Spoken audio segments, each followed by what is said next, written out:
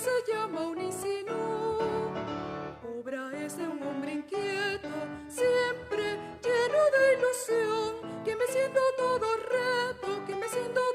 reto, su gran sueño realizó. De tu espiga la semilla por doquier han germinado. Mira qué gran maravilla. Para la inspección del cuello necesitamos colocarnos frente al paciente. Este tiene que estar en una posición sedente y tenemos que la parte del cuello tiene que estar descubierta. Le pedimos que él haga una ligera hiperextensión. Así podemos observar la coloración. En la inspección observamos que coloración, tumefacción, algún quiste, algún tumor, alguna deformidad, algún bulto, alguna anomalía extraña, diferente que no haga parte de la fisiología normal del cuello. Además de este tenemos que encontrar la simetría de los músculos esternocleidomastoideos y de los trapecios. También tenemos que encontrar la simetría de la tráquea que esté perpendicularmente a la línea media del cuello. Para la movilidad activa exploramos. Tenemos la extensión, 75 grados, flexión, 90 grados, rotación ya sea derecha o izquierda, 90 grados y lateralización, 45 grados. En la movilidad pasiva exploramos básicamente los músculos extensores y flexores. Nos colocamos en la izquierda del paciente, con la mano izquierda los colocamos en la región occipital, le pedimos que hiperextienda o que extienda el cuello en contrarresistencia, para así ver la fuerza de estos músculos. Asimismo nos colocamos enfrente del paciente y con la mano derecha nuestra nos colocamos enfrente del paciente y le pedimos que intente flexionar. En la movilidad pasiva también encontramos en la lateralización y en la rotación. En la rotación nos colocamos la mano en el mentón y le decimos que rote en contrarresistencia. Y en la lateralización nos colocamos la parte en el hueso temporal y le pedimos que haga lateralización en contrarresistencia. En la palpación en el cuello encontramos estructuras anatómicas como vienen siendo el hueso hioides, el cartílago tiroides, el cartílago cricoides y los espacios que hay entre estos, es decir, el espacio tiroideo y el espacio cricotiroideo. Entonces, les pedimos al paciente que hiperextienda el cuello por debajo de la línea inferior de la mandíbula y entre el cartílago tiroides encontramos el hueso hioides, encontramos el hueso hioides que lo vamos a palpar con los pulgares y los índices. Entonces los pulgares en la parte frontal y los índices lateralizándolos de un lado al otro. Este hueso tiene que tener la capacidad de lateralizarse. Entonces, para la palpación de esta región, de la región cervical de la columna, es decir, el cuello, tenemos que podernos colocarnos enfrente del paciente y que éste esté en una posición sedente. Le decimos que hiperextienda solamente un poco esta estructura anatómica. Aquí que debemos diferenciar el hueso hioides, el cartílago tiroides, el cartílago cricoides. Entonces, entre los espacios anatómicos que hay existe el espacio tiroideo y el espacio cricotiroideo. Entonces, debajo de la línea mandibular y encima del cartílago tiroides encontramos el hueso hioides. Lo vamos a palpar de la siguiente manera: con los pulgares en la región frontal y con los índices en la región lateral, para que en este tenga la capacidad de lateralizarse. Nos colocamos frente al paciente, vemos la línea mandibular y el cartílago tiroides. Encima de este debe estar el hueso hioides. Entre este hueso y el cartílago tiroides existe el espacio tiroideo. Entonces, que en este espacio, junto con el espacio cricotiroideo, que lo veremos a continuación, también existe la presencia de quistes y algunos tumores. Entonces, continuamos después del espacio iotiroideo, encontramos el cartílago tiroides, también conocido como la manzana de Adán. Es más prominente en hombres que en mujeres, ya muy bien saben. Después, debajo de este, existe el cartílago cricoides. Entonces, entre el cartílago cricoides y el tiroides existe el espacio cricotiroideo. Entonces, en este también existen presencias de quistes y anomalías. Entonces, el cartílago tiroides y el cartílago cricoides. Entonces, también después de esta palpación debemos ver los músculos esternocleidomastoideos y los músculos trapecios. Para diferenciarlos y verlos de manera más clara, le pedimos al paciente que vuelva a su posición normal, colocamos la mano en la frente del paciente y le decimos que flexione. Y aquí se pueden notar los músculos esternocleidomastoideos. Ya. Y para los músculos trapecios, ¿cómo los vamos a hacer? Nos colocamos la mano en los hombros del paciente, le decimos que alce el hombro, ya, baja. Le decimos que alce el otro, baja. Y le decimos que alce los dos. Ya. Para esto se está realizando la fuerza del músculo trapecio. A continuación vamos a evaluar la prueba de Apley. Esta es una forma para evaluar los arcos de movilidad. Le pedimos al paciente que se toque el lado superior de la escápula. Le pedimos al paciente que se toque del lado inferior de la escápula. La presencia de un dolor cervical que con los movimientos se irradia hacia el hombro, el brazo, incluso a la mano, aquí vamos a ver un dolor laxante asociado con paresia. Se debe a una radiculitis y esto se va a explorar a través de este arco de movilidad. La maniobra de Spurling. La maniobra de Spurling, ¿qué busca la maniobra de Spurling? Alguna radiculopatía, es decir, alguna afección de la raíz del nervio que pasa por la columna vertebral. Entonces, la maniobra de Spurling básicamente es que cuando hay una compresión en los agujeros de conjunción de las vértebras, es decir, entre una vértebra y otra existe un agujero de conjunción. Ahí va a pasar una raíz, la raíz. Entonces, si en este es un agujero de conjunción, entonces aquí pasa la raíz cuando existe una comprensión a este nivel. Esta es la manera en que busca esta maniobra. Nos colocamos detrás del paciente con las manos juntas, bajamos la cabeza y ejercemos un poco de presión. Si existe dolor a nivel de la columna vertebral o a nivel del cuello, principalmente de la región cervical, es decir, que existe alguna radiculopatía previamente dicha. Ya por lo previamente dicho, que vendría siendo la comprensión en los agujeros de conjunción. Hacemos así y lateralizamos hacia un lado y hacia el otro. Bueno, a continuación vamos a hacer la maniobra de Valsalva. Se le pide al paciente que haga una inspiración forzada. Luego de la inspiración forzada se le pide que inspire también forzadamente, con la glotis cerrada, haciendo un intento como si fuera un intento de defecar. Si se presenta dolor radicular, es positiva. Esto se da por la presión intratecal. Vamos a proceder a realizar la maniobra de Nafinger-Jones. En esta maniobra se le pide al paciente que adopte una posición de cúbito supino, acostado en la ramilla con los brazos extendidos. Procedemos entonces con el dedo índice y pulgar a palpar las venas yugulares que se encuentran en la parte del cuello. Cuando palpamos las venas yugulares, vamos a hacer una presión alrededor de 30 segundos. La maniobra resulta positiva si al palparlo y al presionarlos, la paciente refiere a algún tipo de dolor. Por lo general se trata de una radiculopatía. Se pide al paciente en bipedestación que haga una flexión del dorso hacia adelante, intentando tocarse los pies.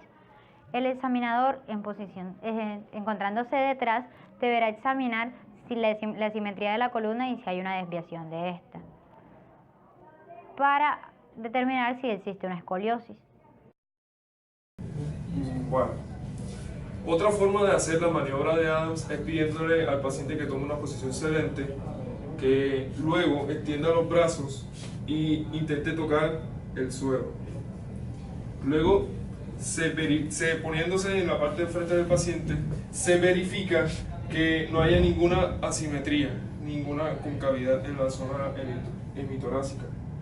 De esta manera se puede observar si presenta una escoliosis y desaparece, es una escoliosis móvil, y si no, y sigue presente la escoliosis, es fija o estructural.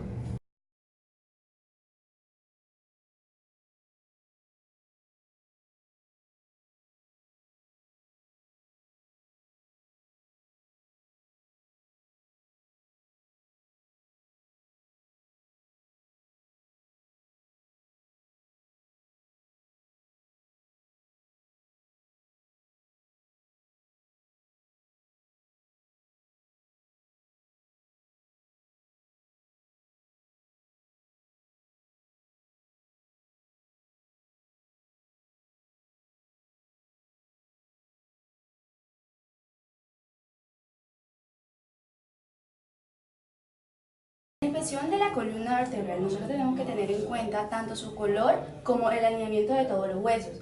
Tenemos que tener en cuenta de que el alineamiento de las crestas ilíacas tiene que ser totalmente simétrico en comparación también con la línea media de la escápula y borde inferior y también superior. Tienen que tener en cuenta de que todo tiene que ser simétrico y no tienen que presentar ninguna anormalidad como tipo de manchas o malformaciones que sobresalten de la piel o del tejido subcutáneo. Procede a evaluar la movilidad activa de la columna. Vamos a pedirle al paciente que realice una flexión de la columna tocándose con la palma de las manos la punta de los pies sin presionar las rodillas. Y él va a manifestar si siente o no algún tipo de dolor. Por favor. Luego le pedimos al paciente que realice una extensión de la columna a un ángulo más o menos de 75 grados, sosteniéndole o presionándole las crestas ilíacas. Y manifiesta si presenta algún tipo de dolor o no. Luego procedemos a realizar la lateralización de la columna. Se le pide al paciente que con la palma de las manos realice un movimiento lateral tocándose la parte exterior de la pierna, de un lado y del otro. Este ángulo es más o menos a 45 grados y él no debe normalmente presentar ningún tipo de dolor. Luego procedemos a la rotación de la palma de la mano sobre el hombro contrario y así sucesivamente. Y le pedimos que realice una rotación a cada lado de la columna y este manifiesta si presenta algún tipo de dolor o no. Si no resulta ningún punto doloroso, el paciente no presenta ningún tipo de anomalía en la columna y si lo presenta, pues ya procedemos a realizar otras maniobras para ver qué tipo de dolor es. En relación a lo que concierne a la palpación, el paciente debe colocarse en decúbito supino.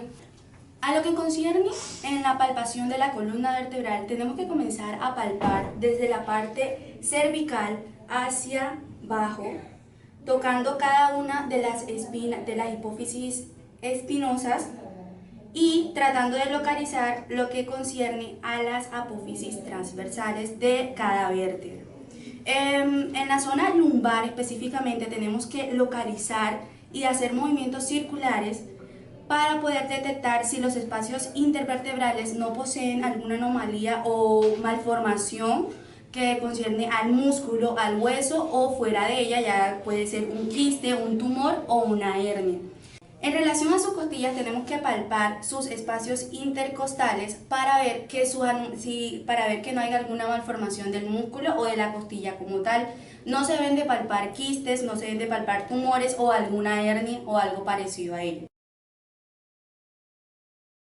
Bueno, procedemos a hacer la maniobra de Schubert.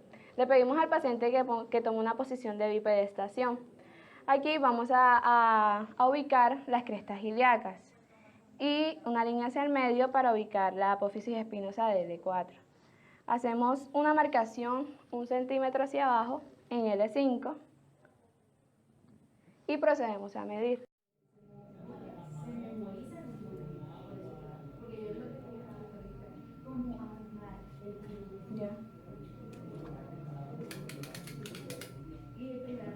Procedemos a medir 10 centímetros por arriba.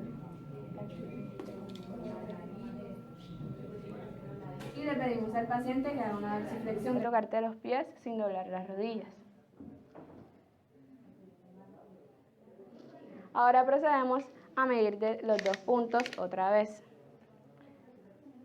La diferencia debe ser entre 4 y 5 centímetros y va a indicar una característica fisiológica. Si es menor de esos 5 centímetros, puedes tomar la posición original. Si es menor de esos 5 centímetros, entre 2 a 4, quiere indicar ya una característica patológica. Este tipo de maniobra se utiliza para darse cuenta o para examinar lo que es la columna vertebral y si hay una fusión entre las vértebras, ya sea la parte ósea o ligamentosa. Bueno, presentamos la maniobra de la SEC.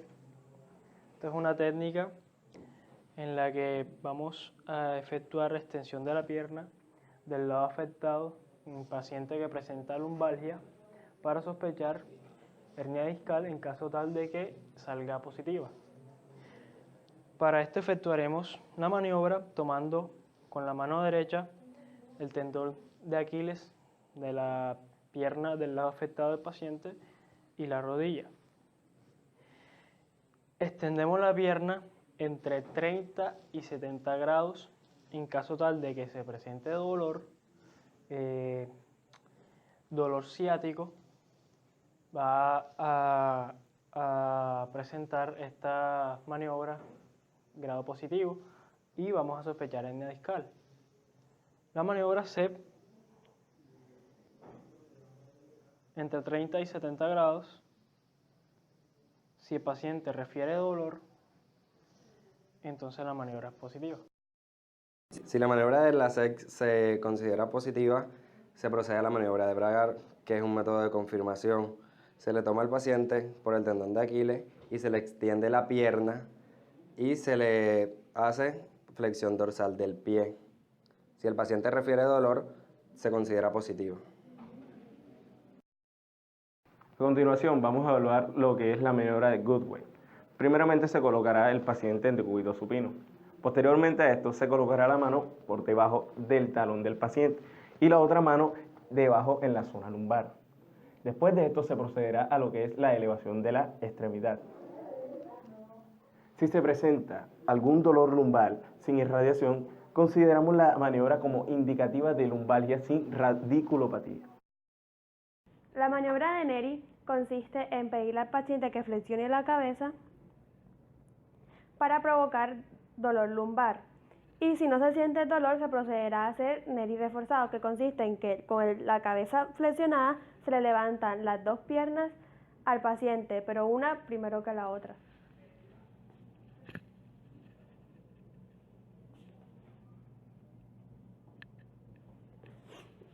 La maniobra será positiva si el paciente presenta dolor lumbar. Ricos frutos nos han dado, de tus aulas cual crisoles de oro puro manan ya, egresados que cual soles en tu cielo brillarán.